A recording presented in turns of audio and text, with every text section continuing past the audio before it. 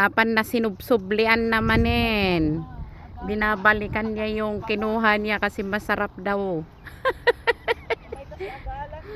Ayan si Cecil. Nangunguha na. Kinulang niya yung tatlo na kinain niya.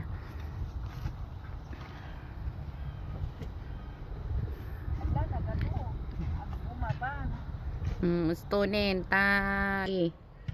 Ay, kami nag-ground tapos sabi niya balikan natin yung makulilit na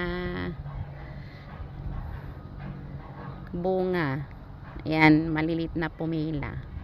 Uy, tama na. Nakumuha ka na ng ilang piraso. Hindi ka na, may magalit na yung may-ari. Ano, nagpaalam ka pa sa puno? Okay, bye bye. Yan ang nanguha. Nagkasama ko. Bye.